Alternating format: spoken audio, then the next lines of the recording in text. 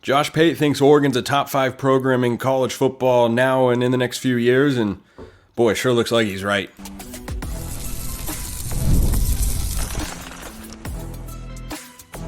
You are Locked On Ducks, your daily podcast on the Oregon Ducks, part of the Locked On Podcast Network, your team every day. Yes, it is that time once again for Locked On Ducks. I'm your host, Spencer McLaughlin. Thank you so much for making this your first listen or your first view of the day. Part of the Locked On Podcast Network, your team every day, and your number one source to stay up to date with the Ducks, which is why, if you have not already, please like, comment, subscribe, rate, and review wherever you listen to or watch this show, which today is brought to you by our friends over at FanDuel. Make every moment more as the playoffs wind down. The sports stop sporting like we want them to, but this summer, FanDuel is hooking up all customers with a boost or a bonus daily. That's right. There's something for everyone every day all summer long. Visit FanDuel.com to get started. My man's in the building, Rian Winter, Sports Chat 503, legend, Oregon connoisseur, and podcast extraordinaire as well. So let's just hop right into this, Ryan. Josh Pate is listing his top 15 programs in college football for the next 3 to 5 years or so. He puts Oregon in the top 5, and it's a crazy thing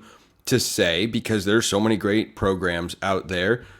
But when you look at what Dan Lanning has done in the past couple of years, what I think he is still capable of, because I don't think he's hit his ceiling as a head coach. He's only been a head coach for about, an hour and a half or 2 hours if you want to make one season 1 hour. It hasn't been a long time. The way he's bringing in talent, the resources Oregon has, the commitment there is, I don't think this is a crazy take. No, I think it's on board, and I'm a fan of it. Let's put it that way. I agree, and I love that take.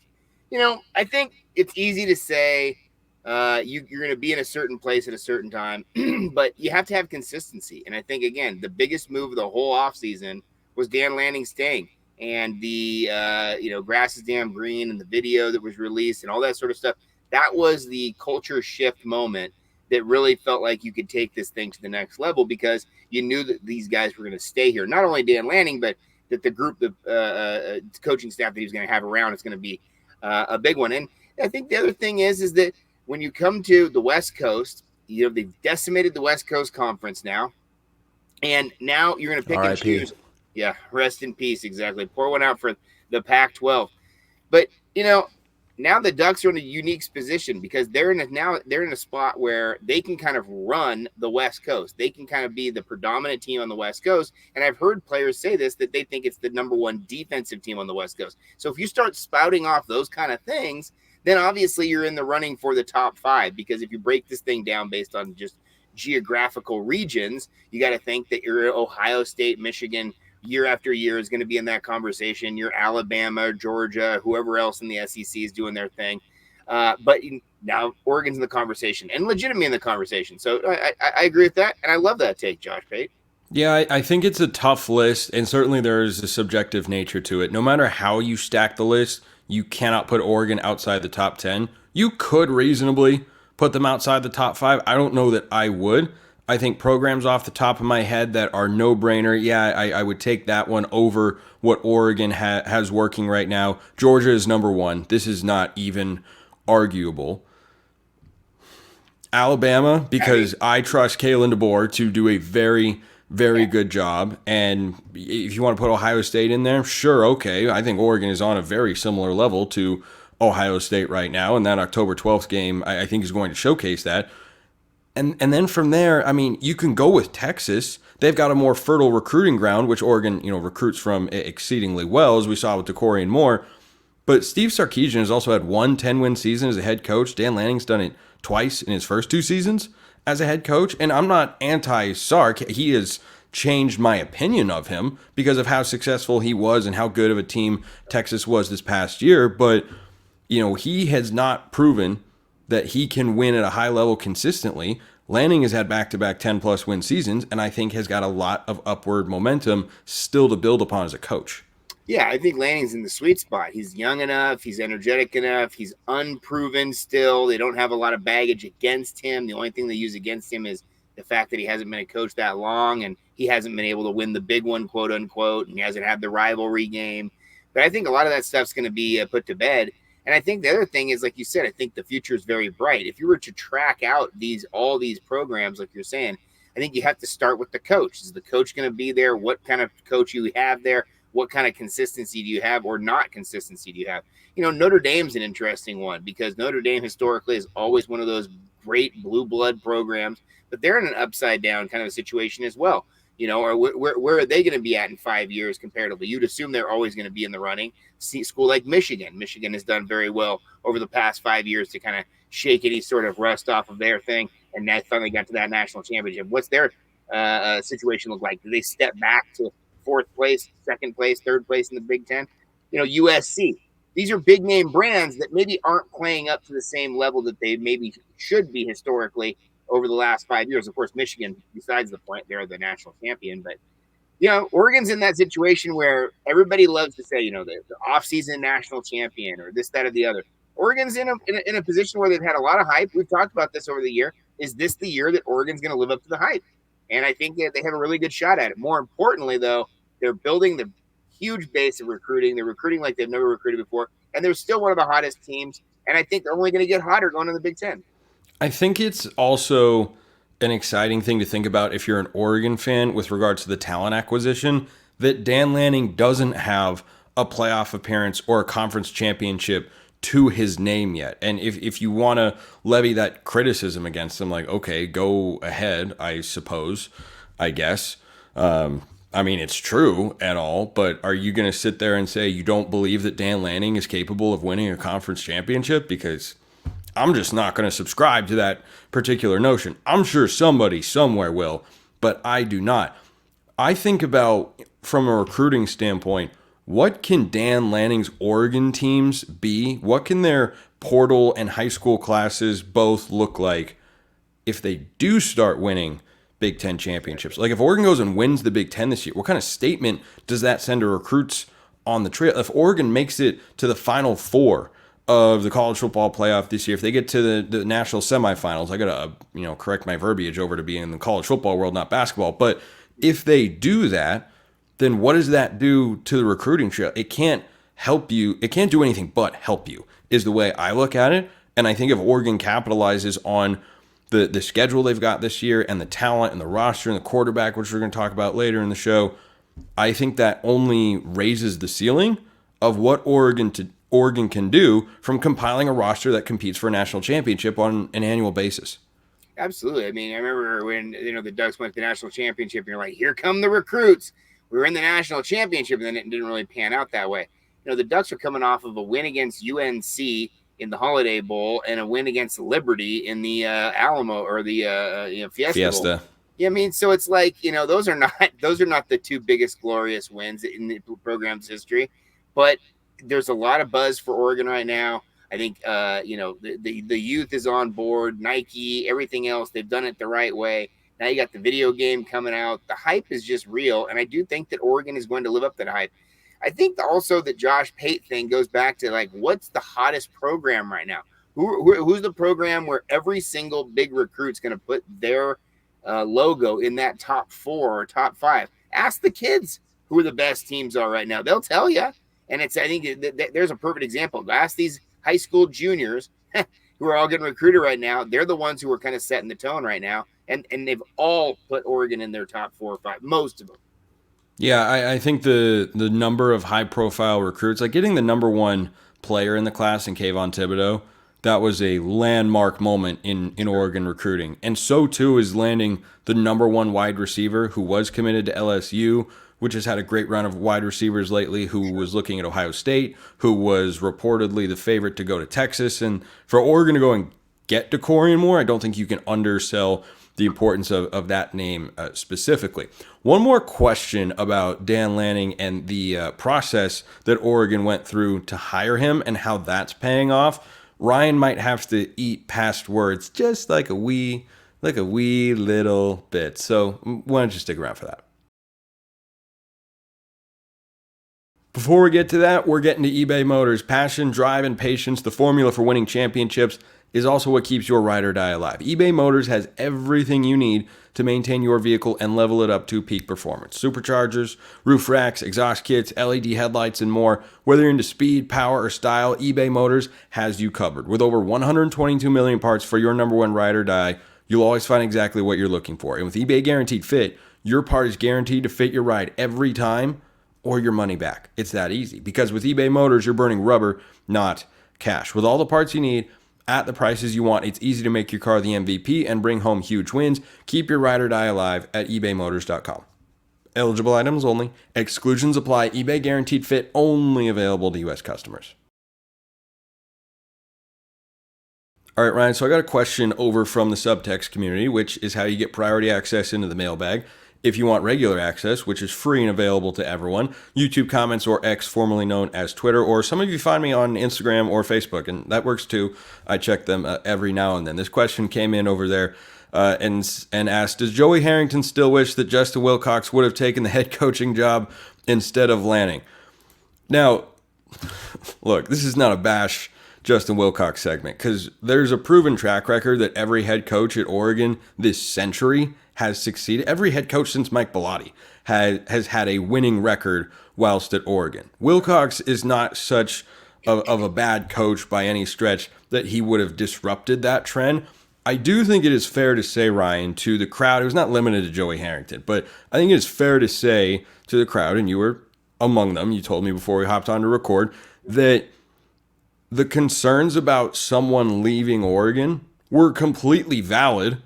It just did not happen to pan out that way because, as you mentioned, Lanning made the statement of all statements when he said, yeah, the grass is damn green in Eugene, and essentially turned down the Alabama job to stay at Oregon. I think that's a testament to what Oregon has built and that Lanning believes in what he can do in Eugene.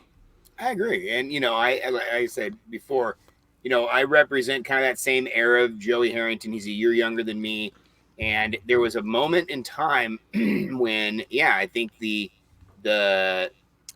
ideology of another coach leaving so quickly and becoming a stepping stone was something that was kind of hitting the panic button a little bit. And I think when you hit the panic button, I think you maybe correct a little bit, and you maybe want to go into more of the safe play.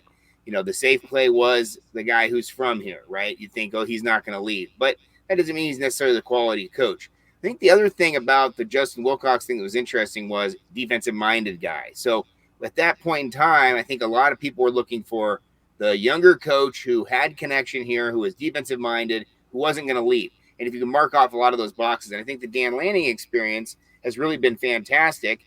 And I think that Dan Lanning also really heard it when he came in. When he became the head coach, he heard that over and over and over. And when he met with the guys originally, and when he met with Joey Harrington, I'm assuming that first time, Joey Harrington probably said, hey, coach, we'd love to have you stay. If we can do at any cost, be able to. Because, again, I think in a world of upheaval, you can see what happens so quickly. Look at the Washington situation. You go from Jimmy Lake being fired after the Oregon game to bringing in Kalen DeBoer, to having crazy success, him leaving, and now you feel like you're right back in the same place again.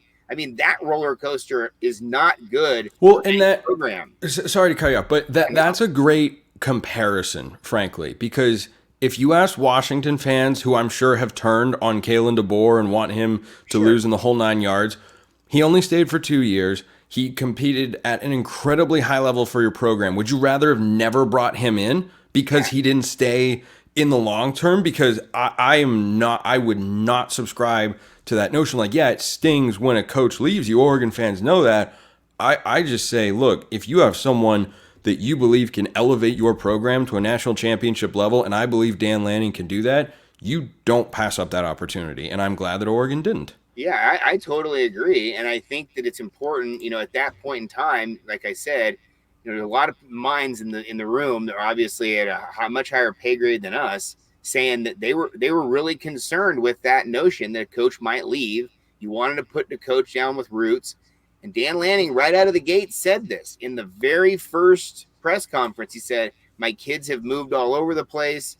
What was the stat he said? 6 states or 7 states in 10 years or some sort of number. Yeah. And that right there resonated with a lot of people. It doesn't necessarily mean that that's the only thing, but that was a really important thing for Oregon at that time.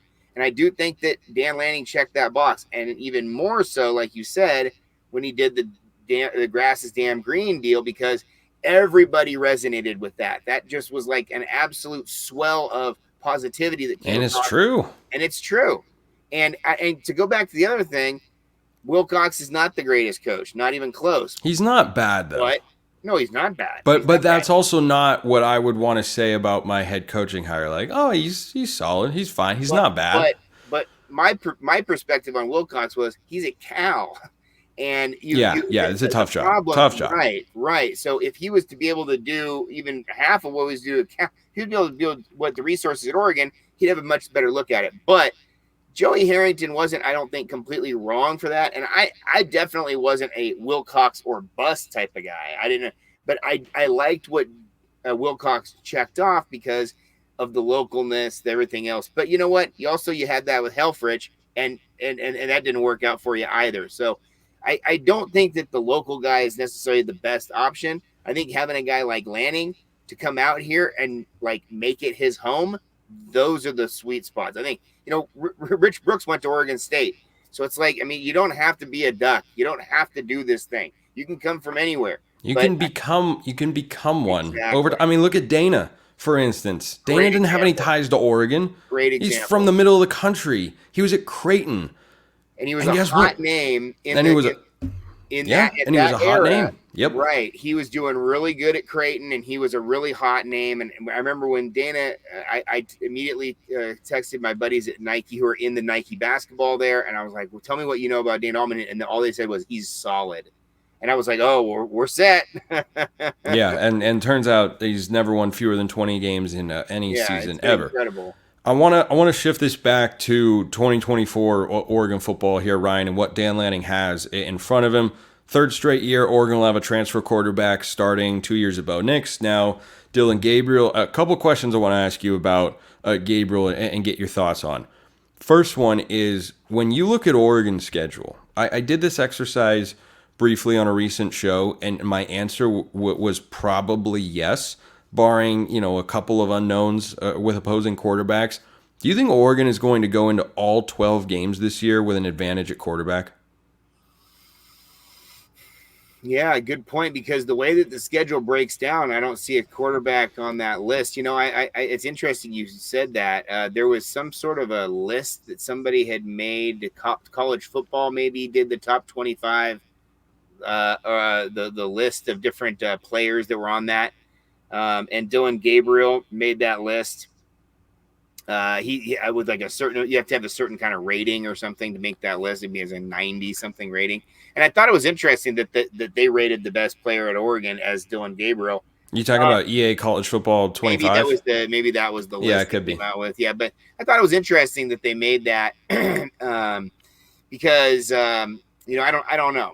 I hate to be honest. The transfer portal quarterback thing. That's just how it's going to be for everybody. It feels like in the future. Unless you have a guy who's ready to go for your next level, you're gonna have a transfer in. I mean, and it's going to be hard to have these teams that, these blue blood programs not have a transfer because everybody's going to want to go there. And so I'm excited for Dylan Gabriel. From what I've seen, I really like his style, a left-handed quarterback who can move on the run. I think watching all the game film for me, he really likes to kind of get off of his back foot a little bit and spring up a little bit. And that's kind of a classic play from a smaller quarterback. I just went and played. You were talking about Manzanita Golf Course. Shouts out to Manzanita here. I just went and played that last week with my high school quarterback, and he was kind of a shorter guy as well. He was a classic build, right, 5'10" or whatever, and he would kind of get that little pop, almost that jump pass type motion or whatever. And I think that when he sits in the pocket, he can throw the ball well as well. But I think this offense is going to be really, really hard to stop with him on the move, throwing to a wide variety of targets. They're going to put a lot of pressure on these teams. So I think, one, his talent level is going to be better maybe than, like you said, everybody on that roster. But I think more importantly, the way that they cook up this offense, I think he's going to have some really big games this year. There's going to be some good defenses they're going to face, don't get me wrong, but I think they're going to put up a lot of points. Yeah, I think so too. Ohio State and Michigan are going to have legit defenses that will be difficult to move the ball on, even more so than a Utah in recent years or Oregon State when they had a good defense a couple of seasons ago.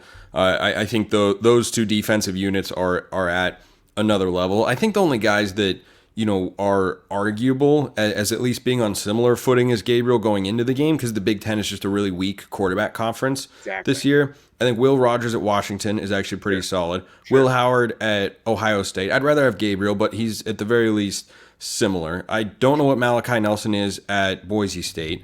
I think Aiden Childs has got a lot of potential at Michigan State, but I don't know if he's going to realize that in his first year. He could become better than what Gabriel is. I just don't know if he is right now. And then you just go up and down the list, and you're like, Maryland's got a battle, and Luke Altmaier at Illinois, no. Hudson Card at Purdue, no. And these are the Ethan Garbers at UCLA. It's just it's not quite as tough. But I've got one more question for Ryan on the Dylan Gabriel front, and we're going to get to that one next, because it's about where Gabriel stands for Oregon quarterbacks. Not literally, this is a little bit more of a metaphorical exercise. A literal exercise you can do, though, is go over to FanDuel, because I love sports, you love sports, we all love sports, and I love them so much I never want them to stop. But as the playoffs wind down, we get fewer games, and the sports aren't sportsing like I want them to, but FanDuel lets me and you keep the sports going whenever you want. All you have to do, open the app, dream up bets anytime that you are in the mood, and you can make it happen. This summer, FanDuel is hooking up all customers with a boost or a bonus daily. That's right, there's something for everybody. Every day, all summer long. Go figure. Oregon bets are readily available. You've got a win total of 10.5. You got games against Washington where the spread is 19.5 points. Kid you not. That's a big line. Ohio State, Oregon's a 1.5 point dog at home. Can't go wrong taking points at home there with Oregon, and so much more, including a 3.5 point favorite at Michigan. FanDuel.com, that's how you start making the most out of your summer. FanDuel, official sports betting partner of Major League Baseball. So, Ryan, finishing up your thoughts on Dylan Gabriel here, look at it this way.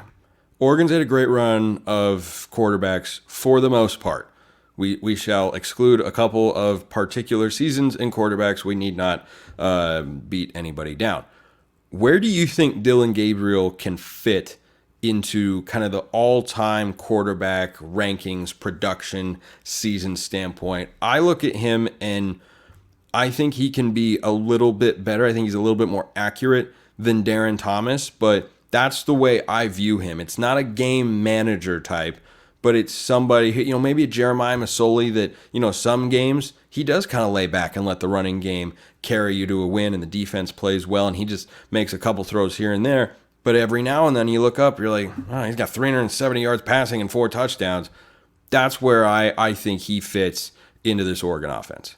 Yeah, I would agree. I on the last topic, talking about going from the Pac-12 to the Big Ten quarterback play, the Pac-12 has had such great quarterback play over its time. Going to a conference without that solid week to week to week. I mean, some of the best quarterbacks we've seen over the years, comparatively to the Big Ten, they lean on a different type of game. They lean on that defensive run game. So it's going to be interesting. You said Jeremiah Masoli. I think he's actually the body type. If you want to see kind of how these guys look, I think actually Vernon Adams would be the guy who I think if you could get the 1 year comp of the way he kind of is a playground player, in the sense that he's going to make the play. You talked about game manager.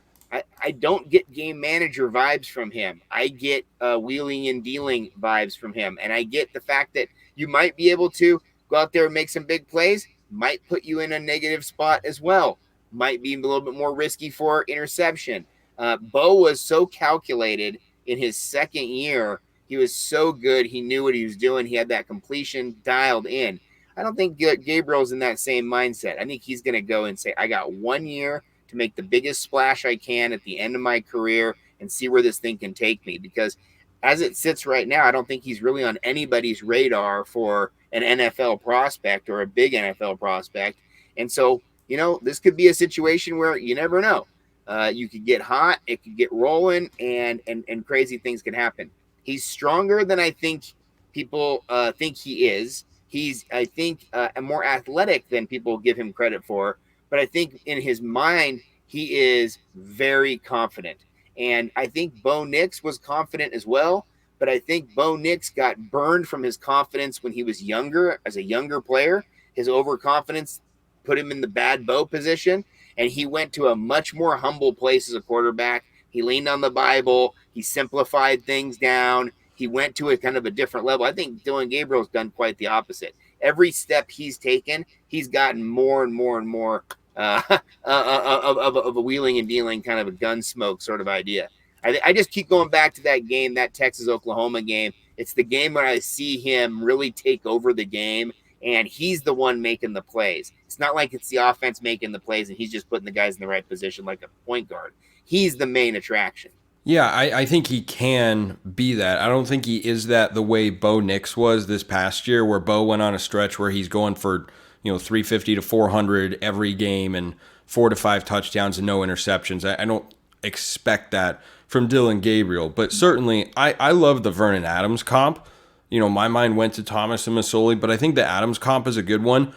When Vernon Adams started, and if he had stayed healthy, I will die on this hill. If Vernon Adams stays healthy, Oregon goes to the playoff. 1,000%. 1,000%. I agree. Adams was throwing for 264 yards a game, 65% completion, 26 touchdowns to 6 interceptions. That's what I think Oregon needs from the quarterback position this year, because when you look around at the quarterbacks in the Big Ten, like we've been talking about, they're not that strong. So even those sorts of numbers, which are not Bo Nix Heisman numbers or anything like that, that is going to be one of the best quarterbacks, maybe the best production-wise in the entire Big Ten. And as I said, that team, if Vernon Adams has been healthy, goes to the playoff, and I think that's where Oregon is at here, certainly in the 12-team era. If Dylan Gabriel puts up those sorts of numbers, I think that Oregon is a borderline lock to make the college football playoff. Yeah, and I would say if we're in the 12-team playoff, all those quarterbacks are going. Masoli, Darren Thomas, all those guys, they're all going to the playoff. The reason why I say Vernon Adams more than Masoli, in just a theoretical sense, the quarterback, Masoli was a tuck it and go guy. He would go through his progressions, his read would go from 1, 2, go. And you can tell that type of mentality. He was willing to go, put his body on the line, get a first down. He was a head first type of runner. He didn't slide, that kind of thing. Whereas Vernon Adams, he was I'm going to run around and try to make a play. Almost more Patrick Mahomes-like, right? And then he will break off a run every once in a while, but he'll break off a run because the defense is expecting him to stay in the pocket and try to make a play with his hands and throw the ball. So I really like the idea when I watched the film on Gabriel. He's going to extend the play. And when you extend the play with this many offensive weapons on the offense for wide receivers, holy moly, crazy things can happen. And we see this in the NFL over and over and over. You see the play happen, you see the play break down, and now it's just go get a play be an athlete and go make something happen. And you see Mahomes out there doing this or doing that. Mahomes is one-of-one. A wizard. But all these guys emulate him. And so these quarterbacks look at that and they're like, you know what? I can be there. I can be there. One step over, throw it to the tight end for the first touch or for the first down or whatever the case may be. I like the comp of Vernon Adams because Vernon Adams was never out of the play. He would back up 15 yards just to throw the ball 30 yards. So I'm a big believer in Dylan Gabriel. And more importantly, the backup quarterback I think is very smooth. He reminds me a little bit more of Darren Thomas when you watch Dante Moore. He's a smooth operator. Reads that read real nice and long, sticks that ball in the hands nice and long. He's got a cleaner throwing motion than Darren Thomas, though. Oh, yeah. Darren Thomas DT could get a little erratic at times. I'm a Darren Thomas stan, but I mean, sure. He was not as accurate as what Dante Moore will be in his college career. He didn't have that up. He didn't have that classic elbow up. He had that low elbow, that low little trajectory like this, throwing a dart.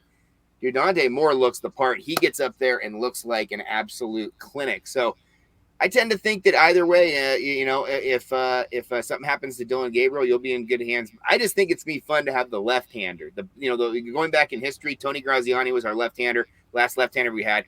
Lefties are fun, man. They throw the ball different. The ball comes out different. It's going to be a complete flip of the field at what you're used to. Balls are going to go in a different direction a little bit. It'll be a fun game. Yeah, I think it will be. Let's really quick wrap. I'll go in depth more on this on Monday's show. I was planning to talk about it more today, but Such is the way when Ryan and I do a show together. I tend to ramble. The why? Well, yeah, but then I want to react to all the rambles. Like that's the whole point. That's why I think this works and people seem to enjoy it. I think the wide receiver room right now is as good as it has ever been. I think it's better than it has ever been. And I mean, what do you mean? I mean, you've been watching Oregon for a long time. Have you ever seen receiver rooms that are going to be this talented and this capable of producing, early to mid-round NFL draft picks every single year? I mean, Troy just went in the 4th. Evan Stewart's going to go in, my guess would be the 2nd, maybe the 3rd. He could go up to the 1st, depending on the season he has. Tez could be a back-end pick. And then you're going to bring in a bunch of other 4- and 5-star guys who also have NFL prospects. Yeah, I've never seen it quite like this, and it's the depth. I mean, it's depth is crazy. Crazy. I mean, we're talking about guys like Kyler Casper, who are probably not even going to get that many plays this year. I think it's only going to get better, and I do think that there was a time where Oregon leaned on the running game, and they're kind of promoted the whole you got to block to get the rock sort of thing. No block, no rock. Right. And I think that there were some wide receivers who are maybe a little bit turned off by that and thinking, you know what, I'm going to go to a school that's going to maybe focus on me more. And like you said, LSU, they had a great run of wide receivers there. They had them at Ohio State. Historically, that's always been one of the best wide receiver schools in the country. And so the fact that Oregon's now in the running for some of these best wide receivers in the country, I think says a lot about Oregon. One, last year having 2,000-yard wide receivers.